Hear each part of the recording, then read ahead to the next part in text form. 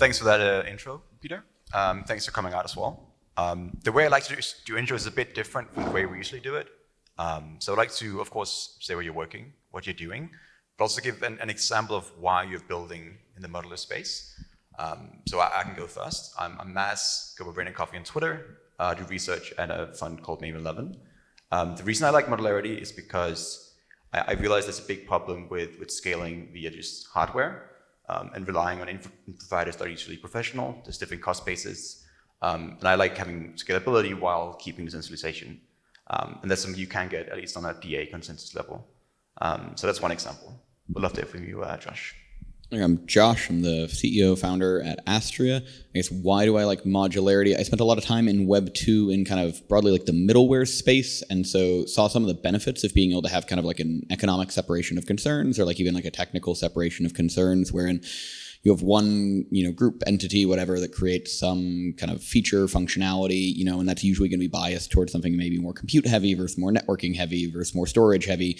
And each person or project doesn't necessarily need to be like an expert in any of these. I think when I joined kind of crypto as like, a researcher, it was like, okay, why are we having, a website connect directly to like, Ethereum, which I viewed as like the database, and it felt a little bit nonsensical. Whereas in like a Web 2 space, you'd have like a database is at one low layer, and then you might have like an internal API that is abstracting that database from, your backend layer, which might have your business logic in it, and then you have another API that is abstracting your front end. And the reason for that is because you can, reduce the kind of complexity that one individual or company, entity, whatever, needs to kind of keep in their head. And it leads to kind of like a broader abundance of things that you can build without having to duplicatively, like everyone do this large monolithic, like build the entire stack. So it allows for more specialization. Yeah, exactly. And also reuse of specialization. So someone, like Postgres is a very commonly used database. Like I have no idea how Postgres uses, but works at like a fundamental level. But I have used Postgres successfully before. I was at Google for a long time. They use Spanner. Spanner is a very complicated distributed system, but you don't need to know how Spanner works at a fundamental level to take advantage of Spanner. And that's because you just interact with it through a well-defined interface. And it's beneficial that many, many people can use Spanner. Like much more people can use Spanner than like understand Spanner while still building applications that take advantage of all its properties. Okay, good, very good examples as well. Jem, we'd love to hear what you're working on. Hello, hi, my name is Jem. I'm one of the co-founders at Sovereign Labs, and I'm the CEO.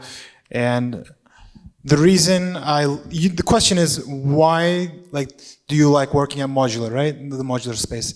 So my reason is that I want to scale blockchains. That's why, I have been passionate about this goal since about 2017 when I joined the ecosystem.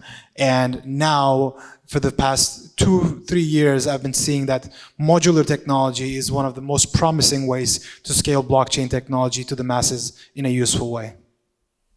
Perfect. And Vaibhav? Yeah, I think, hey, I'm Vaibhav. I also go by VC, founder CEO at Socket. But I mean, the crux of the matter for us as well was kind of looking at the types of applications people are building. It's very clear the requirements for all of these different applications are very different. And for us, if you're building a middleware, if you're building something that's very critical, hardcore infrastructure, you want to serve the wide spectrum of people and have them use the same standardized stuff across the board. So for us, it's the ability to serve a wide spectrum of user developers and different kinds of applications.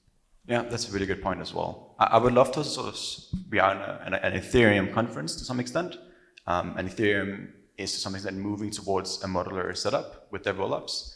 A modular stack could look very different elsewhere as well. I would love to sort of set the stage a bit, what kind of layers exist, and within those layers, what kind of things could support those layers. So we obviously have shared sequencing, SDKs, bridging. So can somebody sort of explain very simply what layers exist?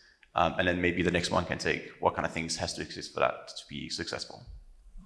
I guess I can talk about like what layers exist, and there's gonna be like controversy between like what you define as like a distinct layer. But broadly, if we think about like a roll-up generally as it stands today, you have some kind of DA layer in like Ethereum land. This is going to be like just call data on like an Ethereum smart contract, where you're actually posting the fundamental data that then like a full node of a roll-up is actually going to derive its state from.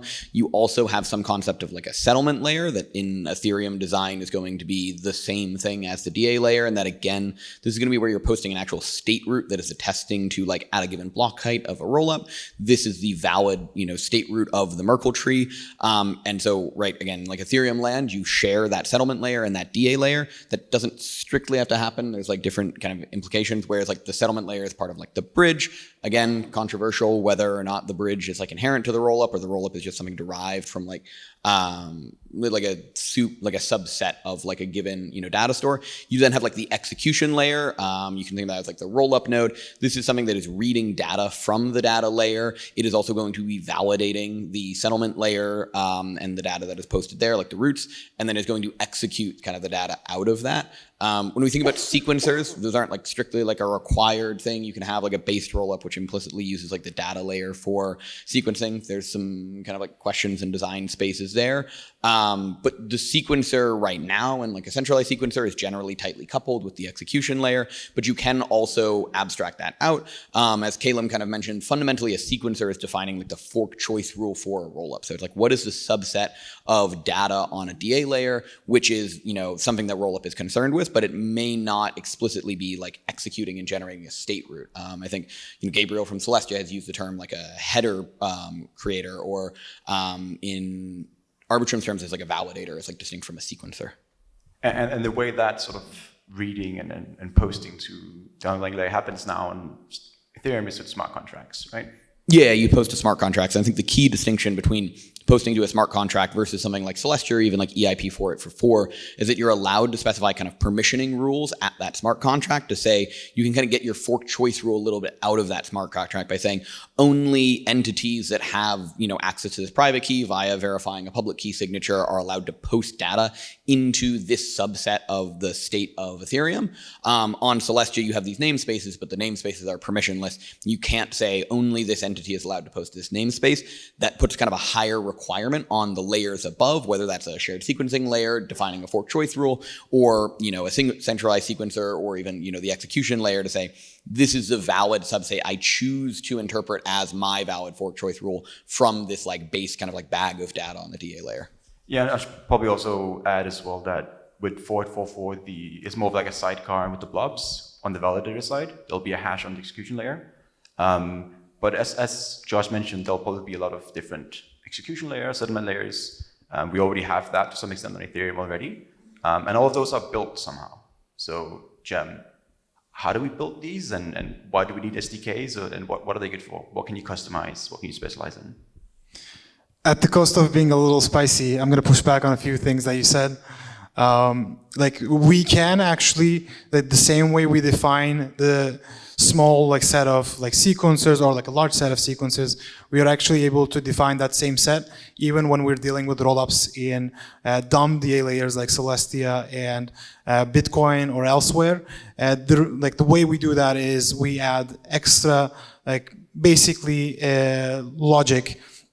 Normally you have, let's say, in an EVM, and that VM is the execution logic. On top of that, we can just add another logic. For example, in Sovereign SDK, we have sequencer registry logic that says that for any blob that we saw on this DA layer, any message that did not come from this set of sequencers is invalid. So we don't have to encode that distinction of who are the valid sequencer or the actual sequencer logic into a smart contract.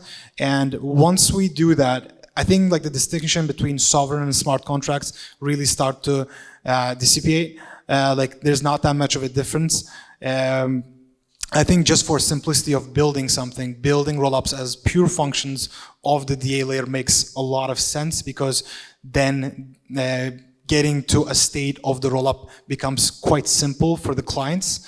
But I think sovereign and smart contract distinction and basically looking at these as different technologies is something that we're going to look as a relic of history pretty soon. And this is the default choice rule that was mentioned several times, right? You can put that logic into whatever node it has to be, right?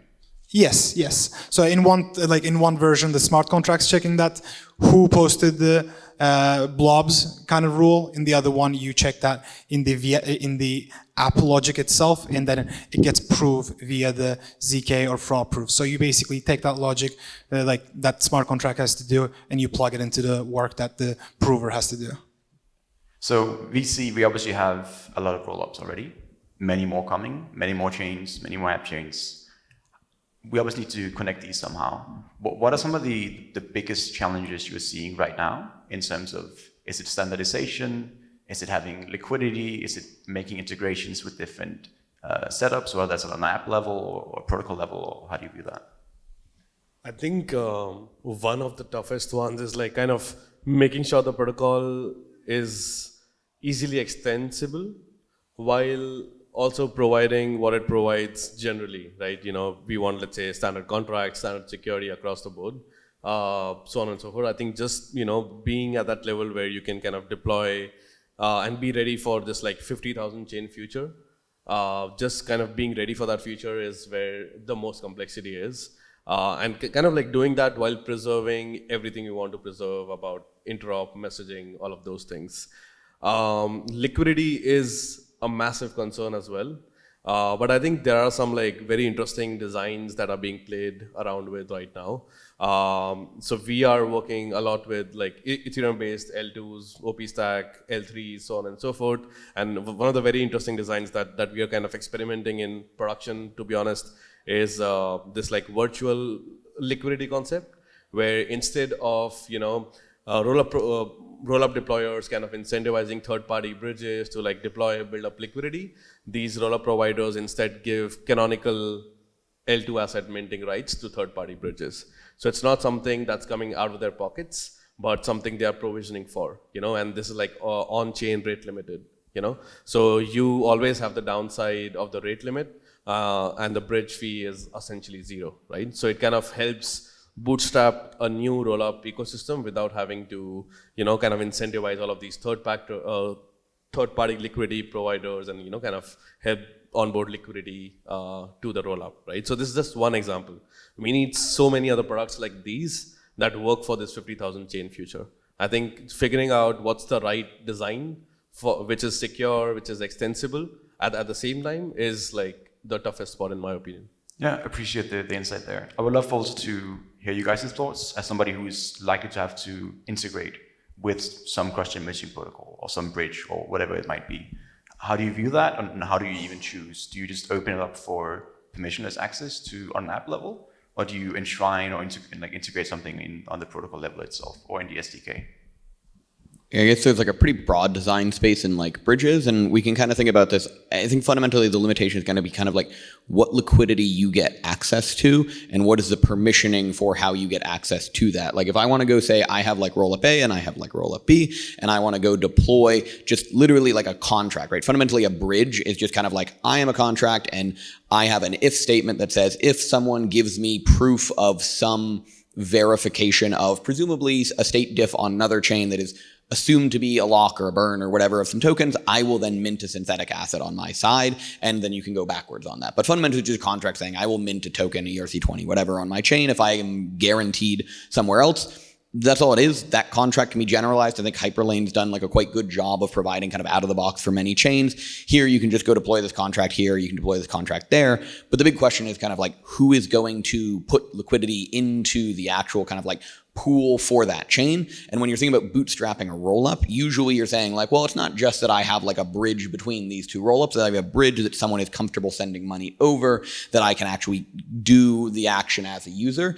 And fundamentally, this is kind of bounded by, you know, cartel or mafia-esque might be like too strong, but like fundamentally these large bridge operators that fundamentally know their value as they control a large amount of liquidity, right? This is gonna be like your layer 0, your Axelar, like whatever. And it's a very similar situation to like Chainlink, right? Where they say, I know I have a valuable good. It is not that hard to provide the fundamental infrastructure contract level node thing of this, but I am, you know, selling some form of reputation or, you know, guarantees or social trust or just liquidity. And that is the the thing I think rollups are still going to try to buy into. When we see new rollups launch, the big thing is how much TVL do they get on them very quickly. I think one of the reasons we've seen the OP stack get very popular is, for better or worse, people are trusting the kind of by default optimism bridge thing, because users are comfortable saying, oh, look, there's a new OP stack chain. There is a bridge contract on L1. I have used the bridge contract for optimism's like mainnet chain. I will just deposit my stuff in there and it will mint up there, and they're comfortable with that, and that comes out of the box. But we also see like many different ways in like bridging. You can go on for like a long time, but there's broad space. Yeah, I mean, I guess also one of the problems with that example in particular is that if I want to move from optimism to some other rollup, be it Scroll, be it like the Polymer rollup or whatever else it might be, I can go out to Ethereum, right? But it'll take 7 days, be a fault proof maybe. So that's obviously a long time. So I have to go through one of these third-party providers. So on sort of the SDK level, Gem, do you think you should be supporting specific specifications, or how do you view that? So do you want like an IBC module within sort of the sovereign SDK, or how do you view sort of getting bridging or messaging protocols integrated? To be honest, I'm not too sure at the moment if there should be a shared standard bridge. Likely when in the ZK world, it feels like there should be, so that everybody can aggregate the proofs into one proof, and doesn't need to be extra on-chain logic that's running across like different like rollups. But I think the ZK like latencies are just not there at the moment. And also on top of the ZK proof verifying and like the aggregation, there's a lot of actual application level logic that needs to be filled in. I think Socket and Hyperlane and many other teams out there, like I think Polymer are doing a great job in like filling those holes. But at the moment, those holes get filled with operators and some sort of non like fraud proof or ZK proof verified logic. Hopefully soon, as ZK latencies goes down, we're gonna have pretty seamless bridging experiences, and I think these are mostly application logic stuff that's gonna fit into its place once ZK stuff becomes faster. Appreciate that, and very, very good insight as well. Considering when we are at a dev conference, Dev Connect, I would love to hear some reasoning or some opinions on why you should build modular. I think an example I like to use is that if you choose to build on a rollup, you can control a lot more, customize a lot more. So one example I like to use is the control of ordering. So doing like verifiable sequencing rules for like a DEX or whatever else it might be. But I'm sure there's a lot more stuff you can do. So what can I do building modularly? What can I control? And why should I actually go do that? I guess related to the kind of like layering question, it's kind of like pick your own, adventure here, right? Like if I want to use like a DA layer and I want to play a base roll upon that, and like as Jem mentioned, right, I want to put my fork choice rule and like the application logic of like my execution state machine, then you can control kind of like everything. And really, I think your limiter is going to be kind of like how many things do you want to take off the shelf, right? Okay, I want to get like a DA. Do I want to get a fork choice rule that's already existing? Do I want like, a leader rotation for like block production? Do I want, something like an aggregator for kind of like, a sequencer aggregator that is kind of like abstracting the direct posting of data on the base chain? Do I want to use an existing execution engine, one of these VMs? Do I want to build something using an SDK like Sovereign SDK or Cosmos SDK, or even something like Polkadot's, I can't remember the name of whatever Polkadot thing is, but the Rust-based Ink whatever VM thing. It's kind of like choose your own adventure. And the nice thing about modular is you're able to kind of pick which layer of the stack you want, and you can swap out relatively trivially. It's still, right, it's a dev conference, it's just like write some code usually, but you can choose how you want your architecture to look, and it's like a broad design space rather than I'm going to deploy an app on like, a modular or on a monolithic chain, and you are just buying into all of the assumptions they make. You could say, hey, I can pick out half of it and then do my own thing over here. So if I want liquidity, I would most likely go build on Ethereum, for example, for now, right? Yeah, and it's supposed to like, build on Ethereum, but it's really like bridge to Ethereum. And the reality of like the state of bridging is most bridges are kind of like state-based bridges versus consensus-based bridges. It's like an IBC summit, right? And that is like the premier kind of consensus-based bridge. But the difficulty is that can only bridge right now based on like implementations between like other Tendermint things. And though you have this hub model, and essentially the hub is taking a consensus bridge to hop to another consensus bridge, which then does the standard in the Ethereum land of I have one thing that can verify state roots of another EVM, assuming they have like fundamentally the same state structure, then one receiving side EVM can relatively easily have a contract that verifies, a Merkle root from a sending side EVM. Once you kind of get into a deeply kind of like heterogeneous space, you get into some complications, both on, heterogeneous like kind of consensus engines. Like if I want to verify Ethereum consensus on, a Tendermint thing, or if I want to, vice versa, or if I want to verify, a Cosmos SDK kind of like state root on an Ethereum chain, that gets complicated. I think the great work like Sovereign SDK is doing is that ZK proofs kind of act as, validity proofs act as this kind of very general interface that says, I'm improving a statement of a consensus, set, or I'm improving a statement of like a state root on one VM. And it's relatively easy to have that as like a generic model. All you have to do is verify this validity proof. What that validity proof is kind of like up to the sender and up to the verifying logic on that side, but you get this nice interface. Yeah. And here you specifically touch on the validity proof as well. And I know Jem, you at Sovereign, has done some very cool stuff that's quite unique in terms of doing something that's very outside the box, which is doing sovereign rollups on Bitcoin, right? Is that one of the coolest things you think you can do? Or like, what are some cool things that you would like to see built, or maybe is already in the works? Yeah, so I think being able to build rollups on Bitcoin does showcase a really interesting ability to build applications. It shows that we now have like a rollup framework that is able to, that allows us to build applications that derive the security of any base layer, even in the case of Bitcoin, which doesn't have any processing. And we can see building, if we can build Bitcoin secured applications, we can build Celestia secured applications, we can build all other basically chains, even Solana secured applications, depending on people's trade-offs. So we are now like seeing that we can pick and choose which DA layer that we actually build on. I think that's quite interesting. And also to add to the stuff that in this modular world, like users can customize, I think that we're inheriting a lot of things that people have explored in the Cosmos space. So you can batch settle trades to like remove MEV. You can basically just have app specific, like rather than like exposing EVM as your application, you can have app specific chains that literally can't have MEV because you're basically interacting with the backend of the application that you're like interacting with. It's just like you either sell, you either buy, and like there's not like much place to bring MEV in the form of general programmable contracts. And so I think it's like rollup space in some ways is looking at the Cosmos and like the modular world from that space and learning and bringing a lot of like the app specific benefits from there. And we've talked a bit about sort of tackling into different layers. I'm assuming that sort of the performance or the consensus algorithm, whether it's probabilistic or deterministic and things like that, or like finality or block times, could have an effect on sort of what you can build and how well you can build it. And I'm assuming you must have quite some experience with this as well, VC, from sort of a bridging perspective. Because everything, like most chains are different in where they're set up. So are there some issues there, and how do you see sort of the underlying layer that you are tackled into in terms of providing you with a good experience when you're building stuff? Yeah, I think a common thread about like why people should kind of build in the modular future is for like specialization is like one way to put it, and the other way to put it is like to gain an edge, at what you're building and how to make it even better for your specific use case. And this is like extremely relevant if you're building an app specific rollup, right? You are building an application that has like a target customer that you know what that customer wants, and you have this ability to like really target that customer really well.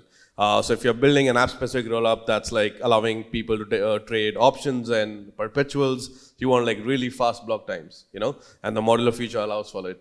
You want the time to finality to also be really quick so that people can bridge in very quickly. And maybe you have the ability to bridge out slowly, and that gives you much higher, let's say, bridge security, right? Because if something bad happens, you can have like an optimistic bridging solution that bridges out, that waits for like 4 hours before the bridging is complete. It's completely fine having people come in like a minute and bridge out in 4 hours.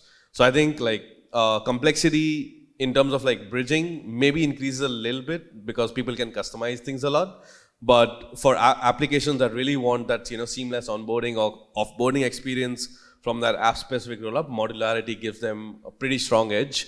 And we've kind of seen this in practice. One of the teams we work with, it's Evo, which is a derivatives rollup as it's a derivative rollup as an app. It's pretty nice. You should check out the onboarding experience. It's pretty much like Binance. You send funds to an address. It's very smooth. And very done, good right? And you deposit 100 USDC, you get 100 USDC. So I'm very excited when we are able to use the modular future and kind of build applications that don't look like it's built on a modular future or it's built on Web3. It's just a normal application that people want to use. I appreciate that. Very good insights as well. I would love to end with a bit of maybe a bold or a mild prediction on how you sort of foresee both the modular ecosystem on Ethereum, but also outside of that looking. Or maybe you think something cool is going to be built in the next 6 months. How would that look like? Just maybe some either bold or a mild prediction. Sure, I can probably start. So I think right now we are kind of building all of these layers and kind of figuring out the trade-offs here. In let's say the next 5 years, there probably won't be that many combinations of that many you should use this DA layer and combine it with this settlement layer. There'll probably be let's say 10-15 combos that come out, and people will start reusing them more and more. Right now we are in that experimentation phase where we are specializing different layers and kind of figuring out what the edge is there. I think we are definitely going to have a modular future, but right now it's very confusing for people building on top, and I think that's going to get a lot better in the next couple of years. Yeah, very good insights, well, and I agree, it's quite confusing. And we're also seeing sort of the rise of rollup as a service also happening because of that as well. Exactly. What about you, Jim? So I want to preface what my thesis of with saying that Sovereign SDK already has support for base sequencing, so you can have the DA layers complete sequencer set, the block proposer set as your sequencer. But I think going forward in the next few years, we're going to discover as an industry that soft confirmations and having preferred sequencers is the product itself, and that is going to change the industry. That's my spicy take. Yeah, so that's on the UX front. We'll get Web 2 UX, but using Web 3 security and decentralization. That phrase is something that I've started using vehemently. Yeah, Web 2 UX, Web 3 security. And you, Josh? I guess maybe it's not spicy, but an optimistic take, because I think we're starting to see a lot of things ZK is kind of finally getting there, and maybe that's overly optimistic, but with a lot of the innovations, it feels like we're just on the cusp of getting there. And I guess if we want to take a spicy take, I'm kind of bearish on optimistic proving systems at this point due to capital allocation distinctions and how many people are investing money in optimistic proofs. You're well, we have some people at Optimism and some people at Arbitrum, and the Rollkit team's been working on it a bit. But then you look at how many people are working on validity proofs, and you're I don't know, several $1 billion worth of venture funding. Maybe it's not quite that much, but a lot of people are working on validity proof tech. And so fundamentally, I think just for capital reasons, we'll see validity proofs reach a production readiness state long before optimistic proofs. And I think they'll also reach it in a state where it's relatively generic. And what I mean by that is it's not going to be the I am a ZK EVM, ZK rollup that works specifically on this one state machine is going to be ZK provable. I think what we're going to see is this kind of catch up on the base layer tech that says I am a rollup and I want to be a ZK rollup, and that is an off-the-shelf component I can go grab and use. And there are 5 different people that have marginally different things, whether they're a Plonky 3 or some Nova, Hypernova, Ultranova, Narc, Goblin, Plonk, whatever, mad names they kind of come up with. But you need to take that off the shelf and get your ZK proofs, and that's a relatively trivial piece of your stack that you can just go grab, and it stops being something that is a huge limitation to kind of development here. Yeah, and I guess the cost basis, at least in the future, could also get way lower with sort of a CK future, at least for the roll-up side. Thank you so much for coming, guys, and thanks for joining me on the panel as well. Thank you. Thank you for the very nice questions, Matt. Thanks, Matt.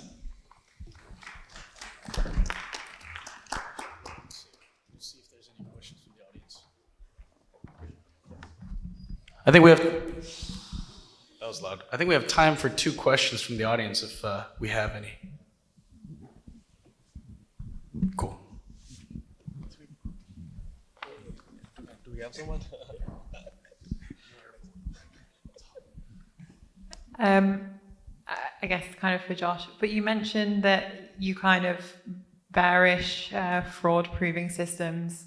And the metric you used was kind of investment.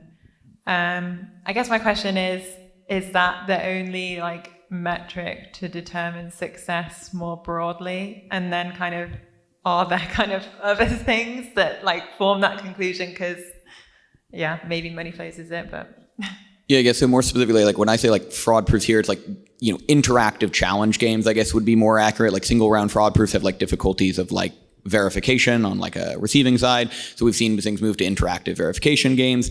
You know, whether it's like capital investment is like everything is like a very like broad abstraction, but I do think in like industrial applications, it is kind of like a driver. If you just say like, look, more money is invested in this solution, if these solutions are of relatively same order of magnitude, kind of like complexity from some like human mathematical solving thing, right? Then the one that has kind of more money incentivizes more people to like work on it. And broadly, these things are like in like the same ballpark. Like the people who worked on like interactive challenge games, you know, are pretty close to people working on like ZK stuff, maybe marginally less math, but still sophisticated academic level kind of computer science adjacent people. If you just get 10 or 100 times more people working in one, and that one's maybe a little bit harder, I do think that's like just going to kind of get there. I think fraud proofs have kind of landed in this kind of 90-10 space of like the joke of like, you know, 90% of the work takes like 9% of the time, and then the last 10% takes like 9% of the time. And so we got this like, oh, we're like 90% done with the fraud proofs. And they're like, okay, it's been 2 years. Like what, like when's the last 10%? And so my kind of skepticism on it is it's just like, are we going to get there? Whereas the ZK proofs, we have so many kind of like parallel attempts that you kind of assume there's a higher likelihood of like one of these things getting there. And we really, you know, in reality, like we have more production usable validity proofs than we have optimistic proofs. They're just very expensive, but optimization in cost is like a relatively well-defined problem of like, you know, you can kind of churn, there's a metric, you can refine that metric. So it just feels like there's less unknowns there. My thoughts there very quickly, if I may jump in. Unless we see ZK costs dramatically come down, I think it might be a niche, so like subsector, but there will, since like the trade-offs between the ZK and optimistic are pretty clear. ZK ones is fast bridging with high expenses. Optimistic ones is very low costs with like high latency. And so I still think there is some like application use cases, like mostly in gaming and like low value use cases that doesn't require much bridging, that this will be useful. But if ZK costs really so dramatically come down that they're only 2 times or 3 times or so like of like regular native compute, then maybe we won't see this distinction. But I still think there is some optimistic future that's going to happen. And I think that's going to happen in the form of the very simple architecture of ZK proof, the wrong block. Like don't deal with interactive verification games, because we've seen that interactive verification games can be extremely hard to build from Arbitrum and Optimism's pretty hard experience for the last many years. Yeah, and one clarifying point might be like, I think we're going to have like the roll-ups or the bridging architecture will be something in like the optimistic ZK space of, you know, you use the validity proof essentially as like a finality gadget. And so maybe you have some like delayed bridging thing and then it is like verified at some later time. I don't think we're going to that rapidly get to the point of like literally every single block is going to have a validity proof generated for it and posted. That is much farther away from like a cost perspective. But if you say, hey, I want to go bridge like $10 million or something, and I'm willing to be the guy who fronts $100 worth of like proof generation cost, that may be, you know, in the ballpark. And then we see like marginal reductions on that cost over time, especially with like aggregation stuff. I guess I was going to just ask as a follow-up then, given like Arbitrum and Optimism are like sinking money into this, what do you think their kind of longer-term tech stack will end up looking like? I mean, I think Arbitrum specifically, it feels like they're pretty close. You know, they said, you know, they have like a permissionless protocol. I can't remember the name of it, right? But like they haven't deployed it on mainnet yet. So presumably they're still ironing out some kinks or getting kind of confidence in like a production ready deployment. Optimism for, I don't know, call it 6 months now, has been pretty aggressively hedging their kind of proof thing. They've started talking about the importance of like multiple proof types being able to work. We know they're working with, you know, several different kind of like validity proof, you know, people. So, you know, in this question of like people working on research of like validity, of validity proofs.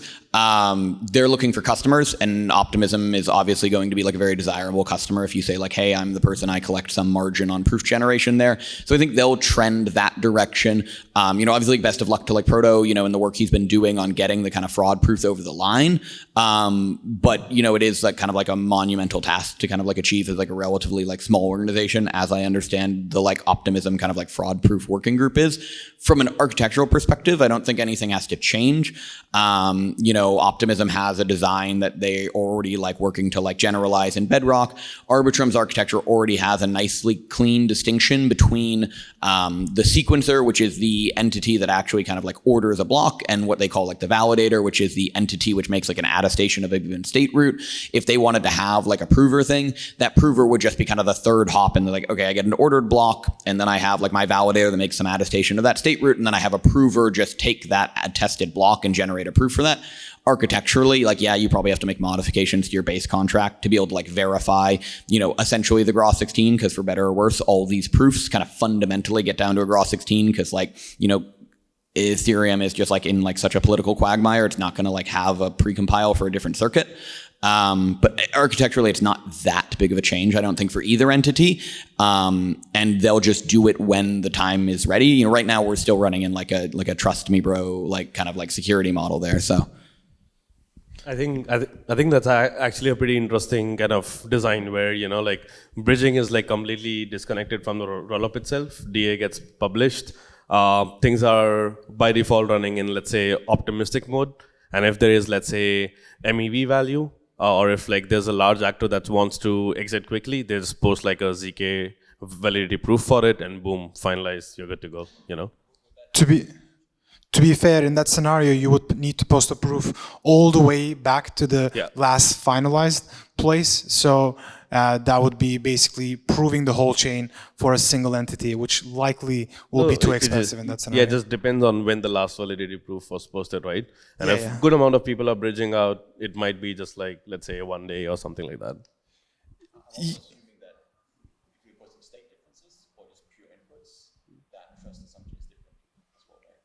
Yeah, I mean, you could doing the state diff approach is like an optimization. For this technique, you can just ignore it and just do the normal state transition verification.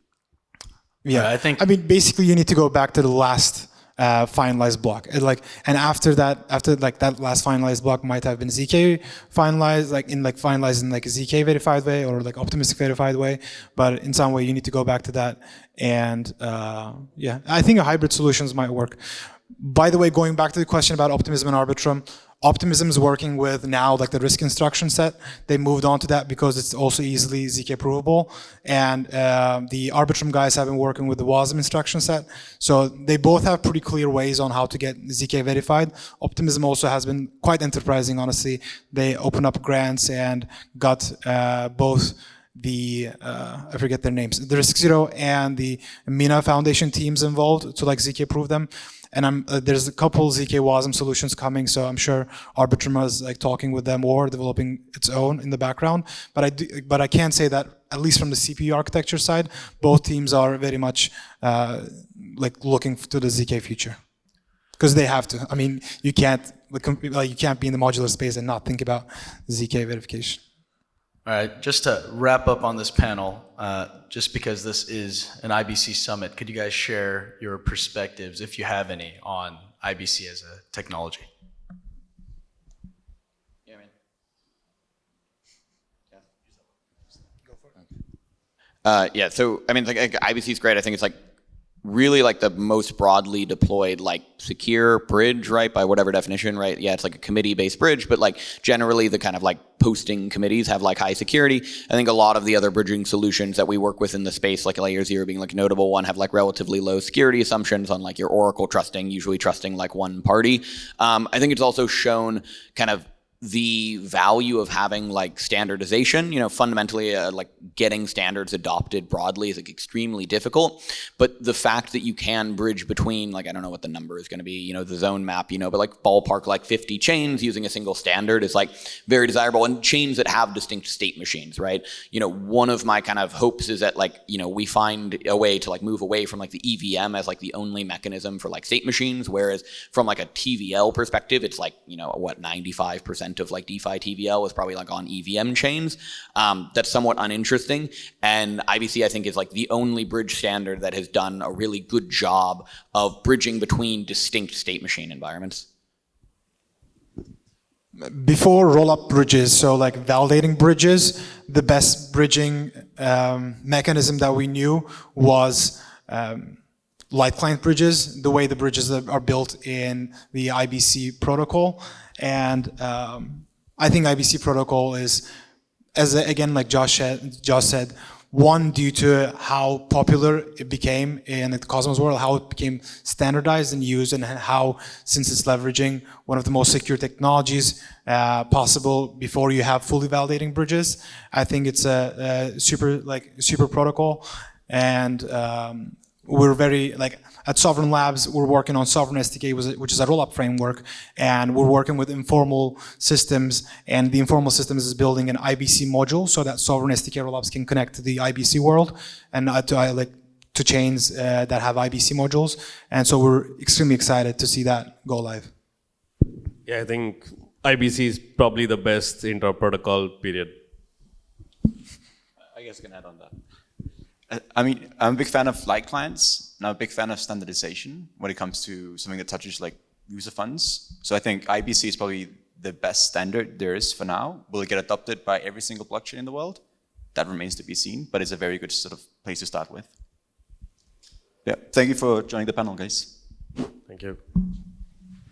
Also, unfortunately, Ethereum and like chains like Solana can't support IBC due to not having light clients, which is a problem.